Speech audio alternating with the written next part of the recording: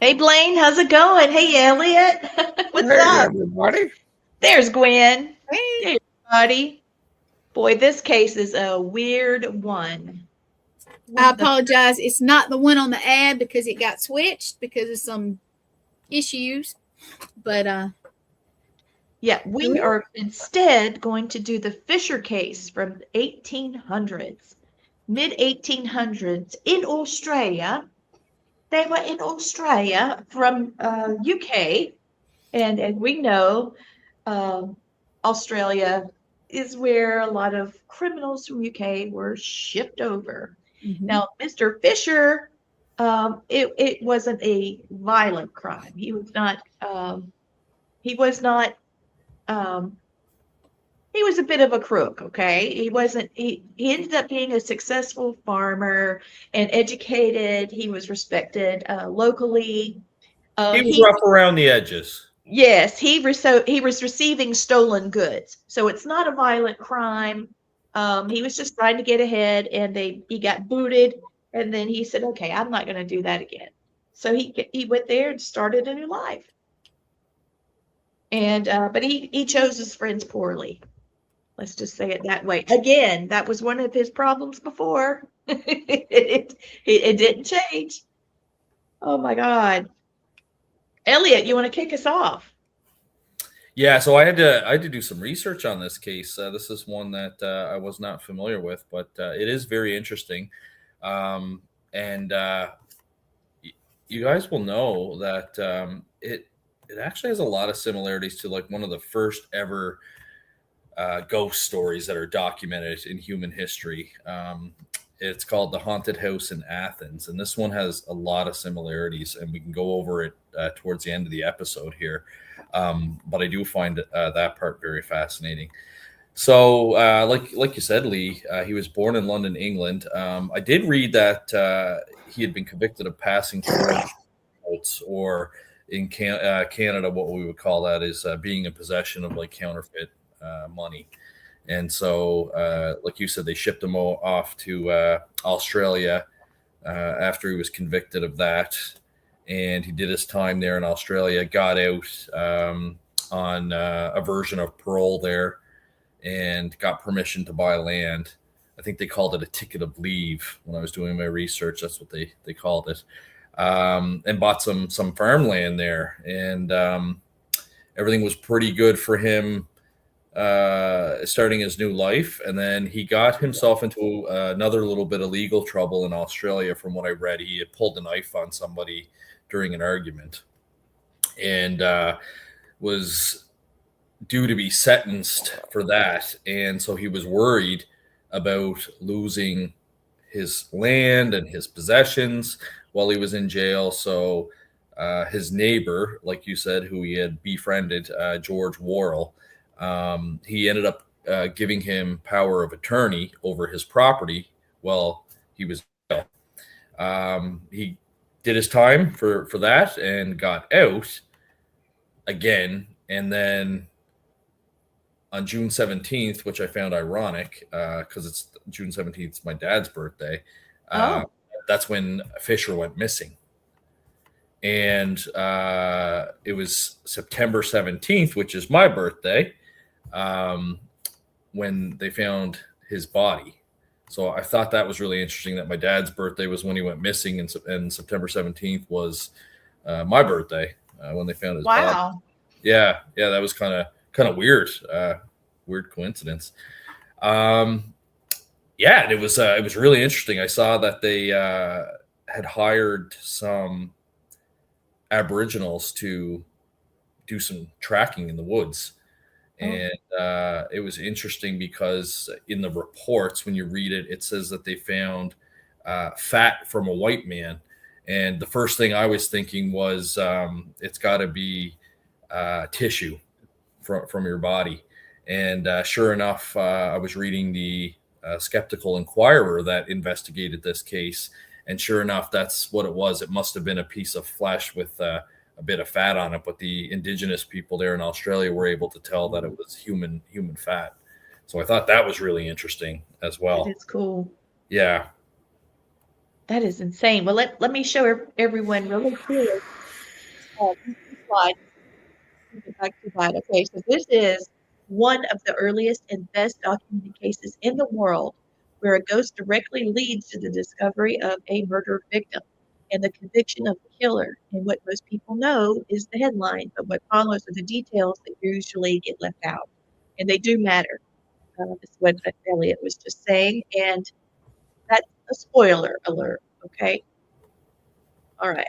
Spoiler alert. Yeah. So what happened is this part is interesting because the courts back then obviously didn't accept paranormal information in the court. So in the actual court records, from my understanding, there's no mention of this ghost and how they came to find the body. But the government of Campbellton, where this happened in, they recognize the folklore, and they actually have a celebration every year, which I think is really cool to celebrate the story and the legend. But a respectable farmer named John Farley apparently was walking home one night and encountered, like the image you just showed, a ghostly apparition sitting on the fence. And he said that it was Fisher's ghost and that he had damage to his head, the back of his head, and that he was pointing towards a creek. And he was so upset by this, he went in, he reported it to the people. And after that, the local law enforcement heard the story, so they started to do some inquiries. There was a mention that there were bloodstains found on a fence by two boys that were walking past. They also found a tooth and a bit of hair. So that really sparked law enforcement, and they ended up getting Aboriginal trackers out to help out. And they tested puddle water that had the fat of the white man in it. Man. And then the Aboriginal trackers eventually led law enforcement to a kind of a boggy area where they could tell it was recently disturbed. And when they started digging, they found a shallow grave near this creek, and they found a body in there. They did call their forensic expert at the time in 1826, who did determine that there was severe head injuries to the body, much like what the reputable farmer John Farley had said about the apparition that he had seen. So, of course, people were suspicious of Worrell because he was his neighbor. He was telling people that Fisher had gone back to England. I know you said you had heard that one version of the story was that he had gone back to England. What was it to? Yeah, he was dealing with the government there. The government there. The other, that's not true. Yeah, and the other part that I had heard as well is Worrell was telling people that he had gone back to England to track down some family members of his, which also wasn't true. Because he had the power of attorney, he was saying that Fisher had sold off his property, even though people were seeing Worrell selling property recently. So things just weren't adding up. And of course, law enforcement decided to make an arrest. Apparently, Worrell never admitted to it until the day that he was due to be hung. And he claimed that he did kill Fisher, but it was an accident. He thought that it was a cow in the wheat fields for whatever reason. His story didn't really make sense. They didn't believe it. And of course, they chose to go ahead with the execution. But liar, liar, pants on fire. That's exactly right. Is that your hashtag? No, not even.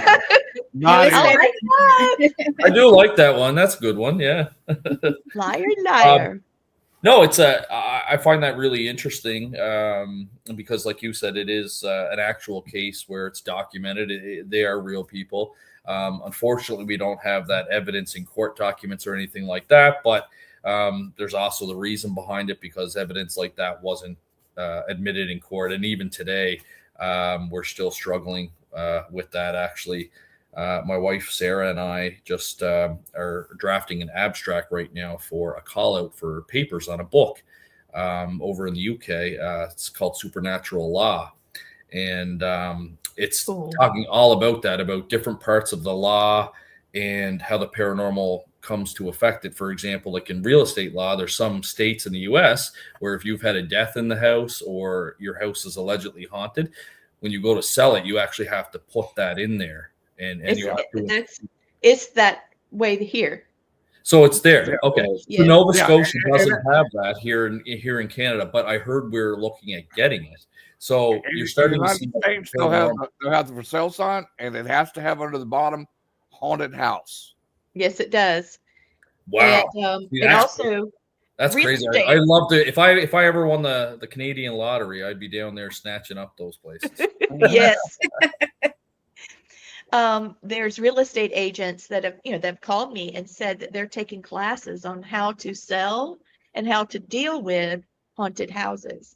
That's really So, interesting. yeah, and they do get more money for haunted bed and breakfasts and different things. So they love to have their property diagnosed as haunted or whatever the word would be.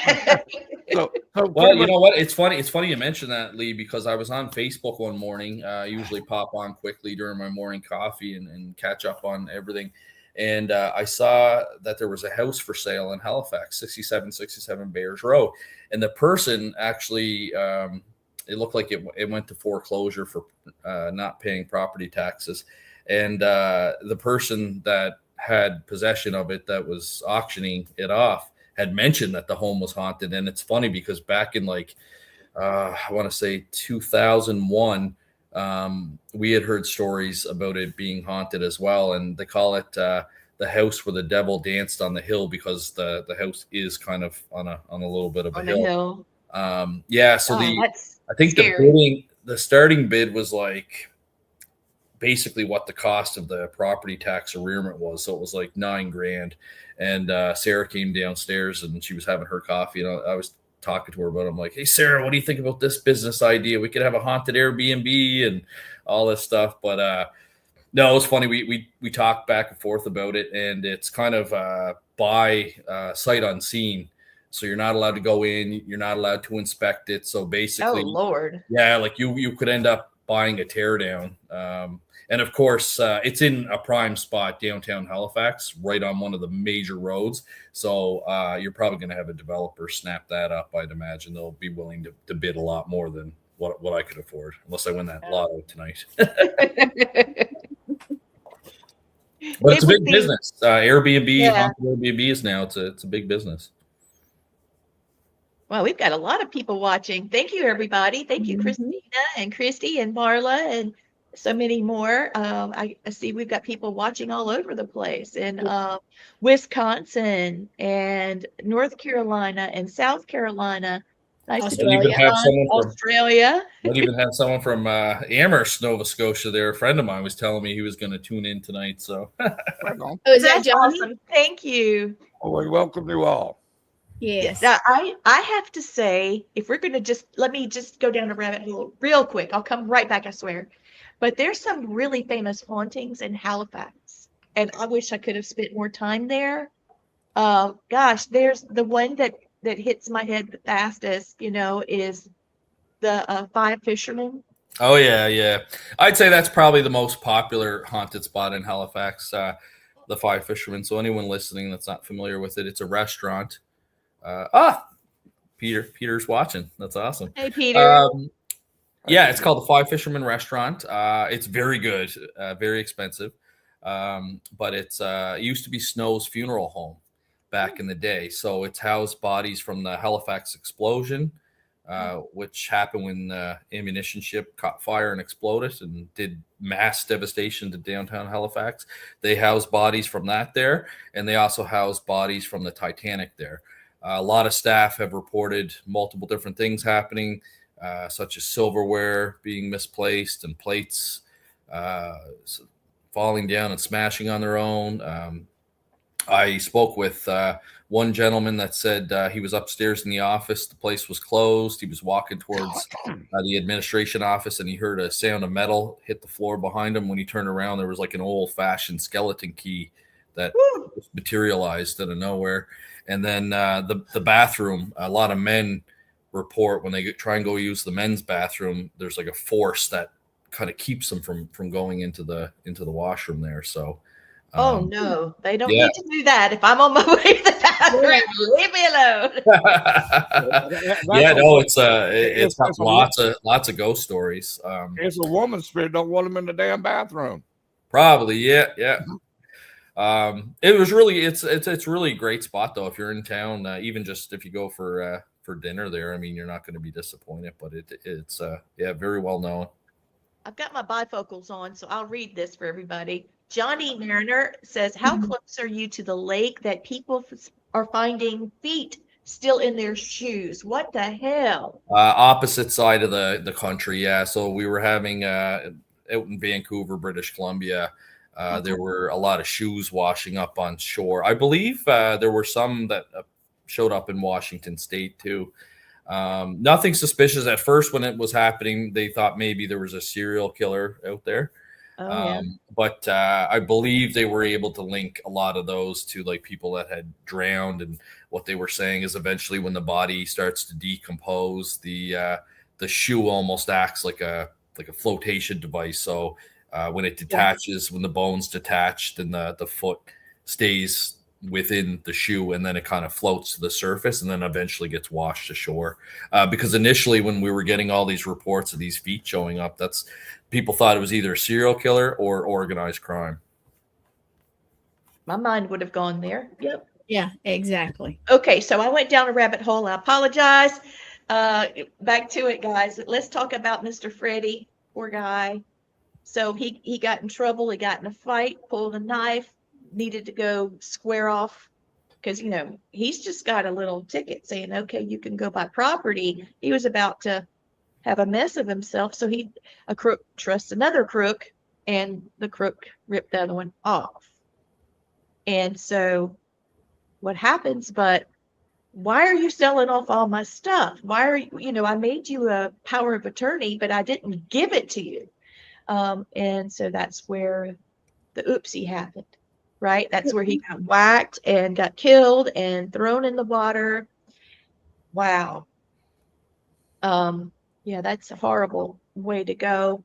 And the fact that he thought he was a friend, that's even harder. So that's a tragedy. And we've got a vengeful spirit now. And I've heard vengeful spirits. Now, you may not have heard this because some of our knowledge crisscrosses. Blaine and I have a lot of the same knowledge because we've studied the same and we've worked together a lot. But with you, we went to different colleges. So what I've heard vengeful spirits called is a lemur ghost. Lemur being those monkey-looking things, and they go, oh, like that. And when you see them, people that can see them with their eyes, they make that expression like they're so shocked. I've seen several, actually, that were in my house, and my daughter started seeing them. He looked like a greaser from the 50s and, like that. And I found out, that's a vengeful ghost. And that's what this guy was. But he wasn't just freaking out and running away. He took action. Let's talk about what he did. I mean, he was newly deceased. He knew he was dead. And he appeared to people. Third-party people. Wow. Saying, hey, this is what happened to me. This is where my body is. And that type of thing. I mean, am I right? Correct me if I'm wrong, guys, because I know, Blaine, you studied it as well. Blaine has a master's degree in history, so he looks at all the details and he knows when something is overlapping and how basically he can take the knowledge of a case and say, wait a minute, let's debunk some of that possibly because this is what happened in that area at this period of time. So it's great having him. Plus he's a psychic medium. So, that's a double thumbs up. Yeah, absolutely. And Blaine, would be able to attest that, back in the early 1800s, they're not going to entertain ghost stories in a court of law. No. So I'm not surprised at all to see that it's not documented anywhere in the court documents.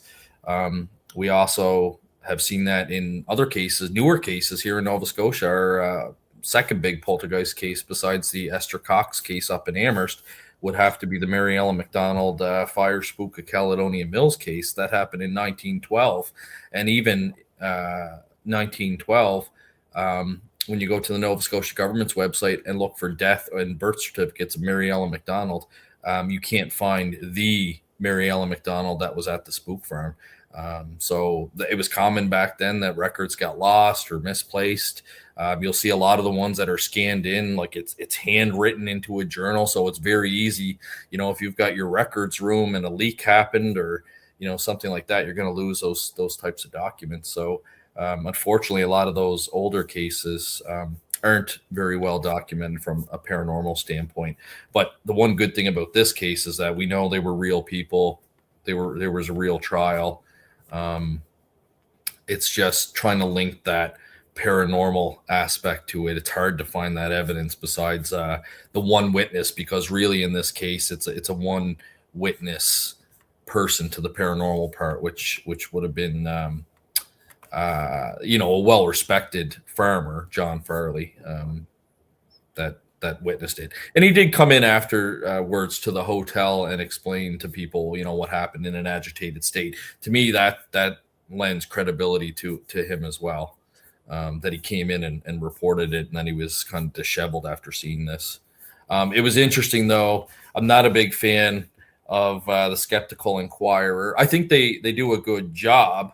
But the one thing I don't like about them is that they're almost too skeptical. I've seen them write articles about certain things in the paranormal where they're not really being full, fair, and frank, in my opinion, and they're not presenting both sides of it. It's always seems to be on a skeptical side, even, So with this case, they were talking about one theory about this was that there was somebody wearing a white clothing at nighttime that may have been involved in the murder, and they put the white coat on to kind of make them like luminescent. And when somebody would walk by that bridge, they would point and say that there's a body over there in the creek. And then the person that was pretending to be the ghost would throw a dark coat on and walk towards it, so it almost looks like they're disappearing because they're going from like a white semi-translucent kind of look to completely black. But when I was reading it, that was just something that they had dug up when they were doing some research on it. But there was nothing to prove that anyone was doing that. So I thought that was kind of an interesting twist to it too, although very convoluted, I think, for back then, for what you were trying to do, unless you really were trying to point the finger at someone else that did the murder. But from everything I researched, and probably the same as you, Lee, I don't see anyone else getting the finger pointed at them besides George Worrell. Mm-hmm. There was a question that popped up and said, aren't ghosts on the continuum? There you go. And so thank you. I just wanted to address that really quickly because when you say continuum, I'm understanding that as being a dimension, and ghosts are on many different dimensions. In fact, scientists have been able to prove 7, which means there's millions. Okay. Yep. And so basically but the other side of that is, what state of consciousness are we actually encountering them? So the state of consciousness would be, is this residual? Is this something with no intelligence? It's just repeating. Emotional, energetic recording, that type of thing. Hearing footsteps, apparitions that ignore, witnesses, but that kind of, there's battlefields, prisons, workplaces, places where there's a lot of trauma. So it burns in. Okay. But what we're talking about here is interactive spirits. I do believe that interactive spirits can be aware. Some people say not fully awake, but they're able to interact. I believe some can be absolutely completely awake, and at least for a time. And they do respond to questions, and they can move objects, and they can trigger electromagnetic field detectors. They can appear in on night vision cameras, appear well, actually can be heard in EVP sessions. So, there's more than one way to look at a continuum. So I didn't want to ignore your question. But I will say this, regardless, the spirit of Fisher was trauma bound. It was seeking justice. And there's plenty of other spirits that we can see even in the Bible. And I don't, my knee-jerk reaction is not to go to the Bible, but I know that the majority of people in my area are Christian. So blood in the Old Testament is treated like a witness. Okay. In ancient Hebrew, blood was thought to be the life. Blood is the life. And it doesn't rest, it doesn't disappear, it becomes a testimony. Like Abel, basically his blood accused Cain. Okay. Let's don't confuse blood between response. But then we also have, and I'm not going to go, like I said, not too far into this, but in Numbers, the land was defiled by blood, and there's no man's land in France that had so much blood spilled it can't be habitated. Nobody can live on it. And also martyrs crying out in Revelation. And so there's plenty of things that talk about the blood crying up from the ground when they did not have a just death. So I'm just going to stop there because I just saw that and I said, I need to talk about this a bit. So if you guys have anything you want to say, please do. But I just didn't want to miss that. Yeah, those are great points. Mm-hmm. So this is the second of our series, the marks that the beginning of our eerie new series, Ghosts Who Solve Their Own Murders. And remember, we don't honor the murderers here. We honor the voices that rise from the grave demanding justice. So that's where that came from. So how did the... Yeah, I was just going to say, what I like about this case is it does remind me of the first earliest documented haunted house or ghost investigation that we're aware of, which I'm going to take you from Australia, 1826, back to the first century in Athens, Greece. But Pliny the Younger had written a letter to Sura, and of course, in the parapsychology world, we've looked at this and believe it's the first recorded haunted house in human history. It's interesting because in Fisher's case, he was an apparition, and he was pointing to where his body had been hidden in the creek. And in the Athens story as well, what was happening is there was a house in Athens that was haunted, and anyone that would stay there would come across this ghost that was emancipated and chained, and he'd rattle chains, and he'd spook anyone that would stay there. So finally, a philosopher named Athenodorus decided that he would go there and conduct his own investigation. He was a philosopher. So sure enough, he went to the haunted house, and it wasn't long before he came across the ghost. He described him just like other people had described him. He was, a very emancipated looking individual. He was wrapped in chains. He could hear the sound of the chains. He decided to follow the ghost, and the ghost led him out to the courtyard and then kind of disappeared. So the following day, Athenodorus got up and went out to where the ghost disappeared and began kind of investigating around the area, decided to start digging, and he ended up finding a body that was wrapped in chains there. They gave the body a proper burial, and then the haunted house in Athens disappeared. It was no longer haunted. So I find it really interesting because there's a lot of similarities with the Fisher case, because that's what he was upset about. Obviously, he had been murdered, and he was trying to point to, well, at least one passerby that we know, Farley, where his body was located. And sure enough, they did find the body buried in the creek on property that actually belonged to his neighbor, Worrell. So Worrell had buried his body in the creek that actually fell on Worrell's property. So I thought that was really interesting. It's also both a case of a single witness, really, if you look at it, because we only have Athenadoris's testament to it. We don't have anyone else that had gone to the Athens house that put anything down in writing. So we have one witness in the Athens case, and we have one witness in the Fishers case, which is John Farley. The other interesting part too is the outcome, where bodies were found in both cases, which I find really fascinating. And then the cultural aspect of it as well. So in Fisher's ghost case, that kind of blends a mix of history and folklore and crime. It certainly has become a national legend in Australia, and they do the Festival of Fisher's Ghost every year, held in Campbelltown. That's cool. Yeah, and then in Athens, it's more of a philosophical or moral tale, where it talks about persistence of the soul, proper burial, conducting a rational investigation, and it's more mixed in with Western ghost lore tradition. But there were certainly a lot of core similarities there. The fact that you had humans witnessing and investigating an apparition. You had the ghosts that had unresolved business, I would say improper burial or hidden body. You had the discovery of actual human remains in both cases.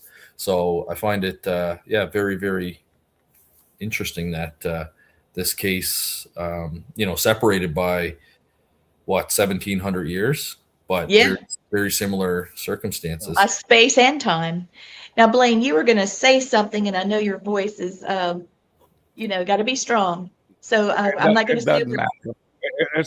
The point's over with. I couldn't say what I wanted to say, so I'm done. Okay. So is there a way to be able to speak with, take for instance, Matthew was called to a jail. There was several jailers there that, people that were prison guards that heard crying, children crying. And we were, trying to figure out what the heck was going on. Matthew and I both looked at the cases, and it started after a woman, and it wasn't Susan Smith, but she had her two children in the back seat, and she was going to plunge herself and the children into the water and drown. But at the last minute, she decided she needed to come out. But the boys couldn't make it out. They were tied in their seat. It's horrible. But when it was all said and done, they got her and locked her up in the jail. And the children were crying. And she left, but the children were still crying. So that I went in and, I told them to come on, let's go. You don't need to be sleeping in here. And then after that, they were jumping on the bed and moving stuff around and moving the furniture around, and just like little toddlers would do. And so I crossed them over, which that's not really something that I do, because if they're here, they're here. That's their decision. But I felt like these babies needed to be somewhere better. I want you to know those little rascals came back to tell me thank you. I had just laid down and I felt the bed moving. I said, God, I haven't felt that. And I was like, oh my God, it's the child. And at least one of them. And we made it. Just wanted to say thank you. And then just that quick, he was gone again. Blaine, I called you when all that was going on. Do you remember that? I remember. Yeah, Matt and I were, it sucked our hearts right out of her chest. I mean, who would do that to their children? But, she thought she was going with them, and then her desire to save herself took over. Yeah, I saw that a lot in law enforcement, where, somebody was planning to, take their own life, and they get so far, and then obviously human instinct, our natural instincts is to survive. So once that kicks in, a lot of people end up trying to back out. Sometimes it's too late, or in this case, unfortunately, she didn't have enough time to get the two kids out. So, it's quite common. The mind is a powerful thing, and the survival mode will kick in. That was really sad. And I know, Gwen, you being a medic, you've seen more than your share of Oh, yeah. people that have. I feel like there were things that you've told me over the years that, people have made these poor decisions, and then all of a sudden it was about to go down, and then they back up. But meanwhile, they're causing all this chaos. Yep. So, Causing a lot of not just heartache, but just nonsense. and that is not what happened with the Fisher case. That is not what happened. He deliberately took over that property knowing that Fred was going to come back.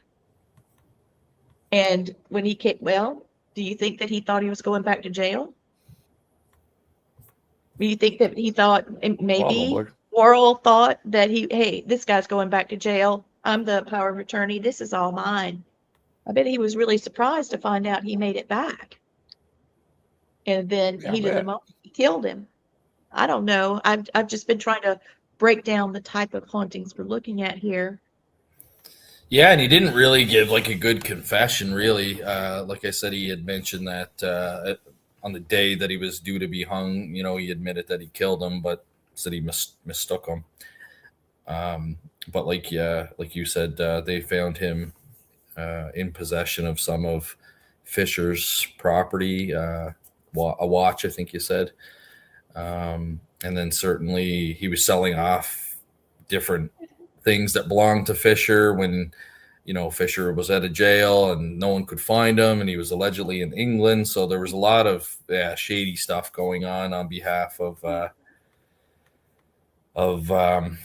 Mr. God, their names are all blending together on me. Farley's a witness, Mr. Worrell, the suspect.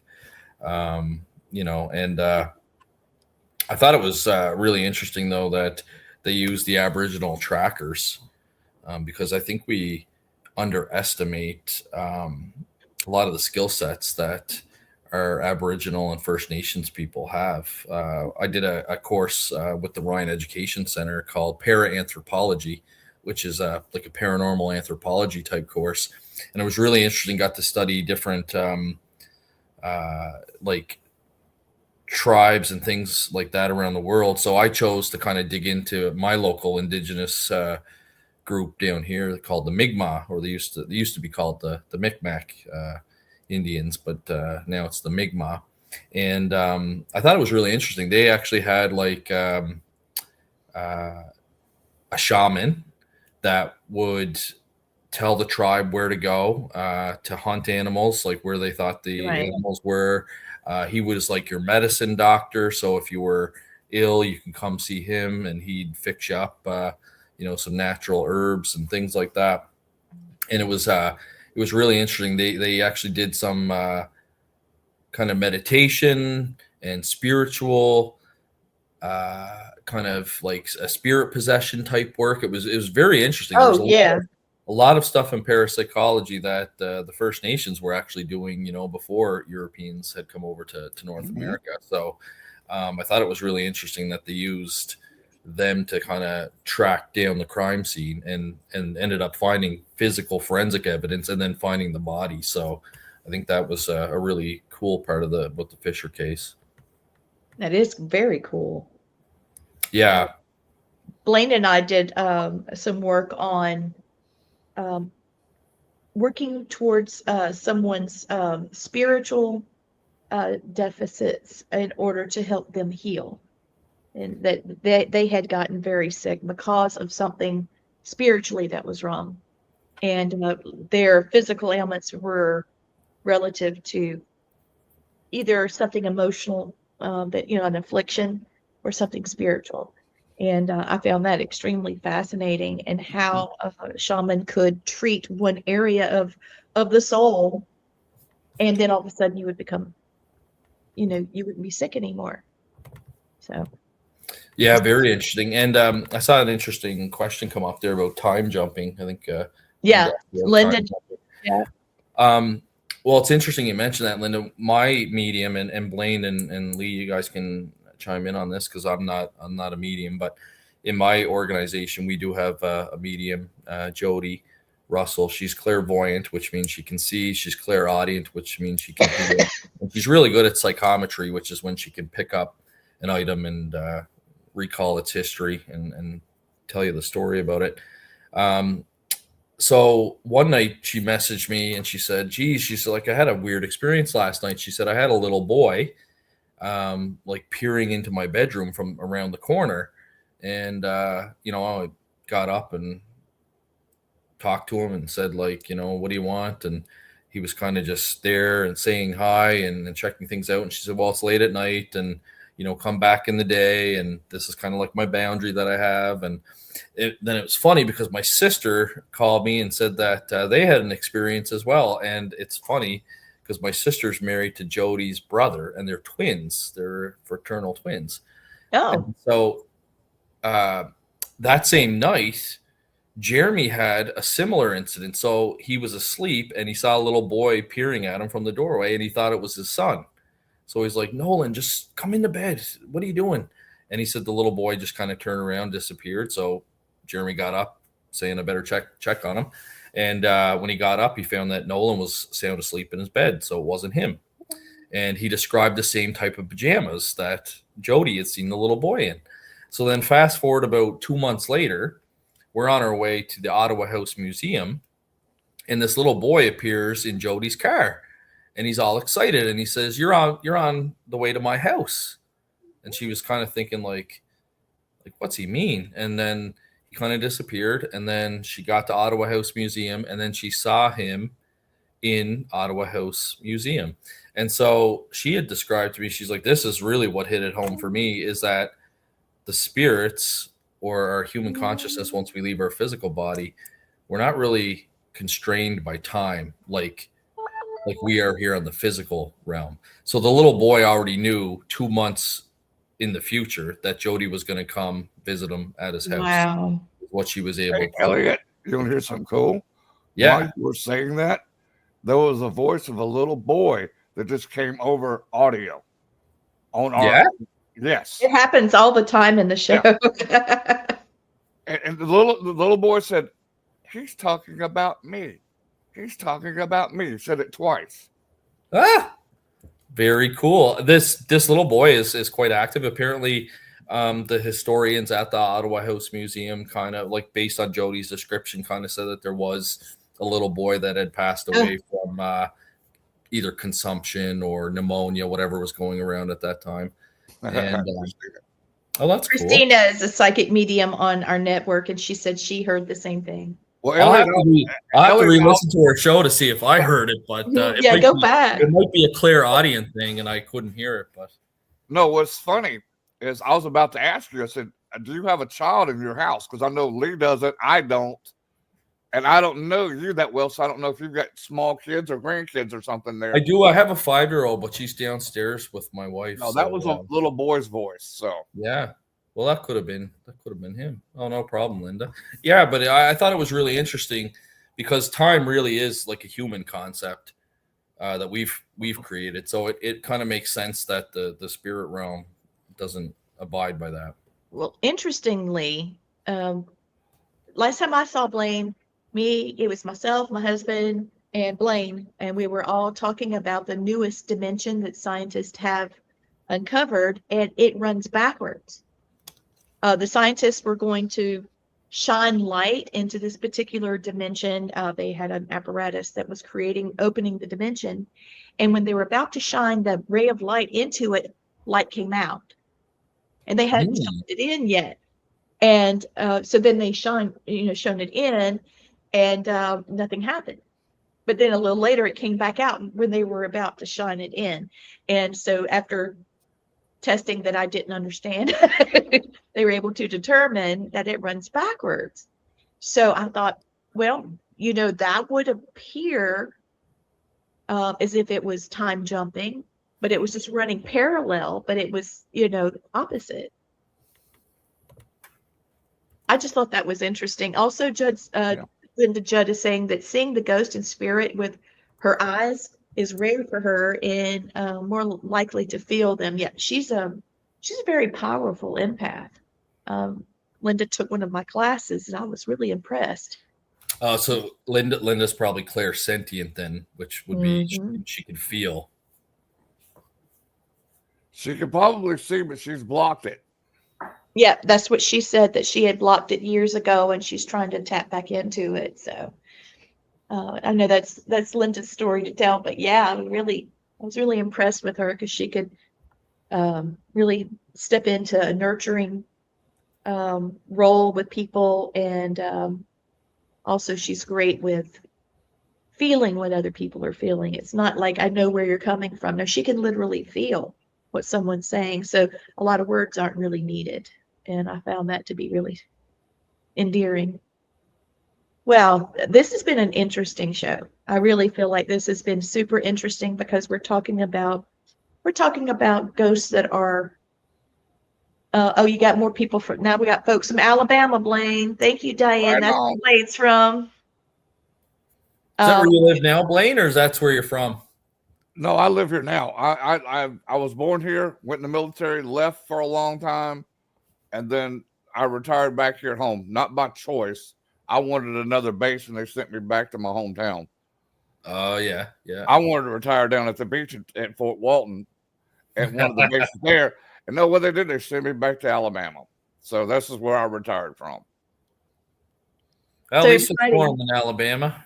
yeah, this is Dr. Van Dusen's book. He's got several. Okay, he did Supernatural Encounters, True Paranormal Accounts from Law Enforcement, and the show we did the last time is in there about Teresita Basa. That would be a great Christmas gift, and I think it would be a lot of fun to unpack a lot of that because you're dealing with somebody that lived it, that knows the people that have told him the stories. And this is a story we're breaking down today. Campbelltown, New South Wales. Well, it went away. Australian date of the murder was June 17th, 1826. And it was later in that year to early of 1827 that the ghost had his revenge on his killer and his body was found. God, what a horrible thing. I know. Let me light this up. Let me give you my hashtag for today. It is penal ancestry, since Australia was a penal colony. But here's a double entendre here. Without penal ancestry, none of us would be here anyway. Let me make sure I'm spelling this right. Oh God, I could picture some misspellings there. It's actually funny. My cousin moved to Australia. He always wanted to be a like a fighter pilot, but he was too tall. He was huge, and so he was over the height requirement. So I think he went into like work on the like motors and the machinery and stuff. And anyway, he ended up getting a job in Australia, met an Australian girl. Now he's married. He lives down there. He's got several kids. Nice. Super, super great. I want to get down there and visit him. I've never been to Australia, but it's you one of love those trips that if you're going to go, well, especially from here in North America, like you want to go for a good amount of time. Well, Elliot, I've been there, let's see, 76 times. Wow. Yeah, well, part of my job in the Air Force is I was a loadmaster. So when I was stationed in California, part of our, we call it 807 going out and 808 coming back.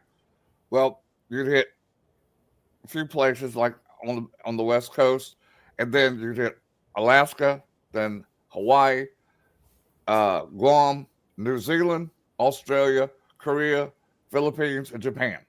So yeah, I went there so many times, dude. I became a local after a while. That's wild. I'm trying to convince my wife to go great white shark cage diving, but she said she'll come on the boat, but she's not getting in the cage. But I know Australia has a lot of that. So A lot. Yeah, I got to get down there. It's actually, I mean, they have some of the most deadliest animals there. That might be why they sent all the prisoners there, maybe.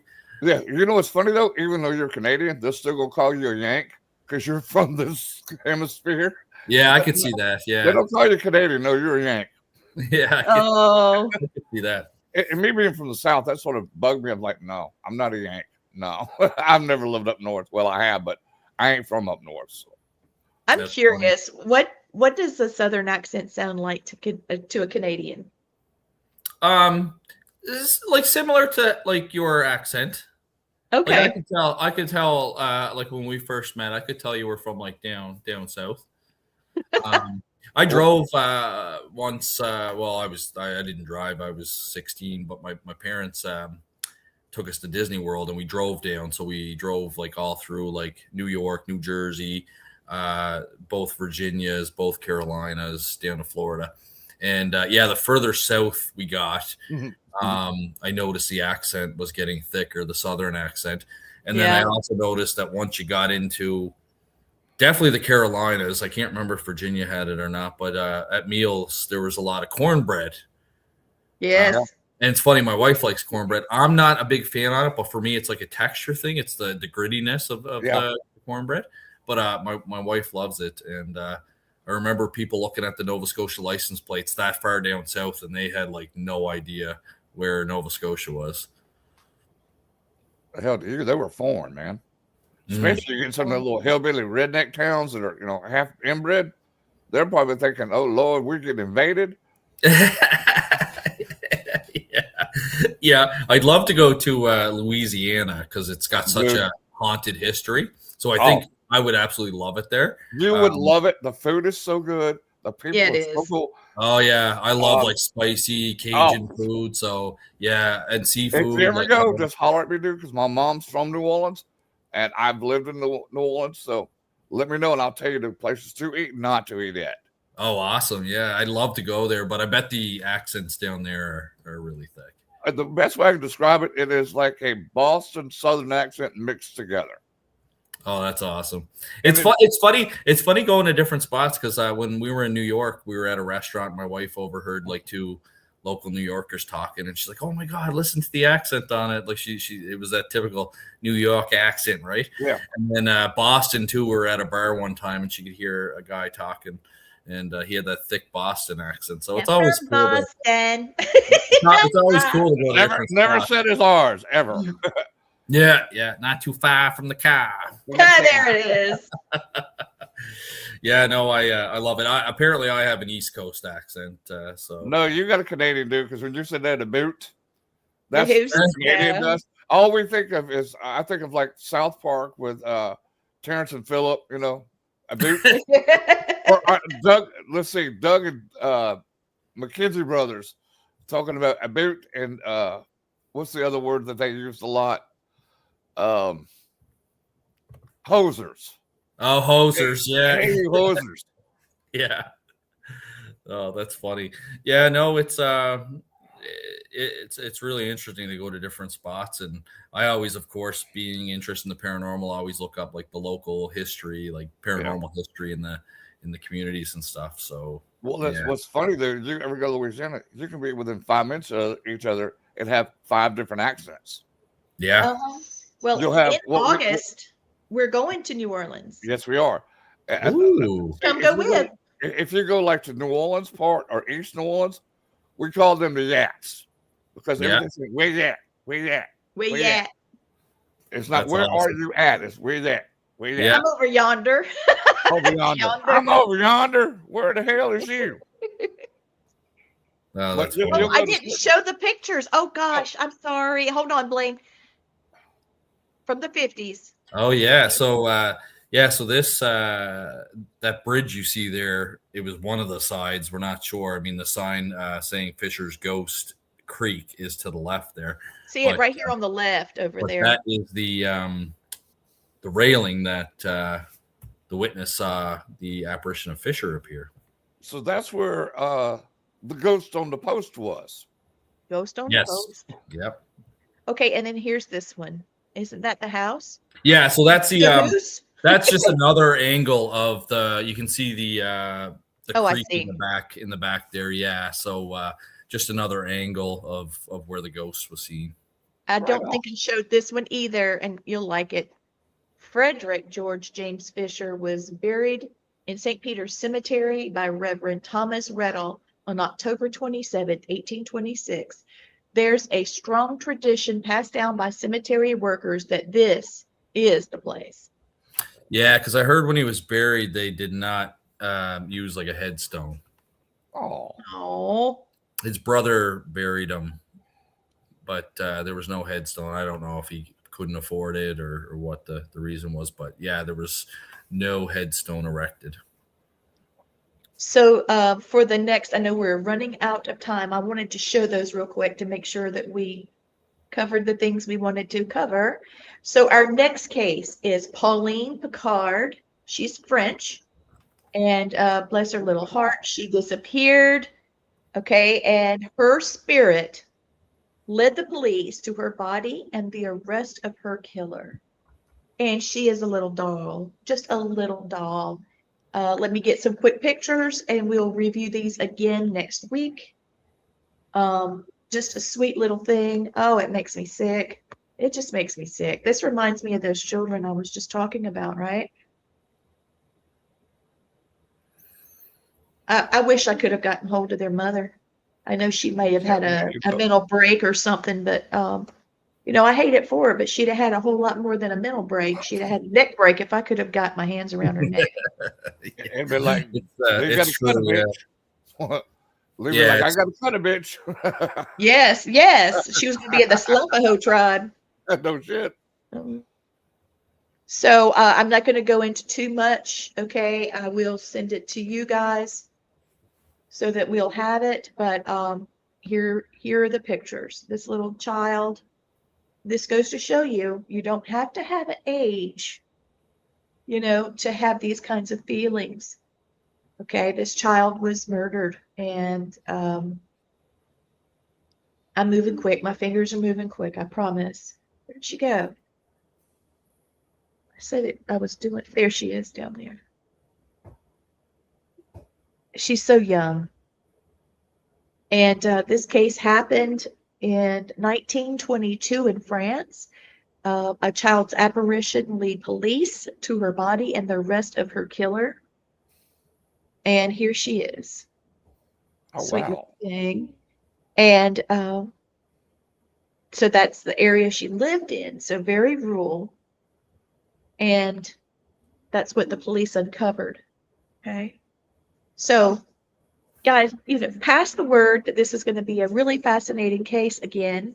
And this was about Frederick Fisher, the Fisher's ghost, that is still being celebrated in Australia. This one is going to be about little Pauline in France in the 1920s. And let's see what happened to her. See if you could figure out who did it and why she was able to talk about it with Pauline Picard. You guys have anything else to say? No, I just want to thank you for having me back on. I love it. Are you gonna make it back for this next one? You know what? I'll try. I feel bad because I know you said you asked me if I wanted to fill in temporarily, and Yeah. I do have a tight schedule, and It's all right if you can't. But I'm certainly enjoying hanging out and talking with you and Blaine and your audience and stuff. So I'm gonna try and see if I can make it next week. I'll have to do some research on this case as well. It's one I'm not familiar with, so Yeah, I love I'm those. trying to pick ones like that. Yeah. So I'll send this over to you, at least the link that I have. And I think everyone, thank you so much for watching Serial Killers, Supernatural, and Murders. Letting you know that ghosts do exist, and we are there to track them down and listen to their voice. Have a great night. Yep. See you, everyone.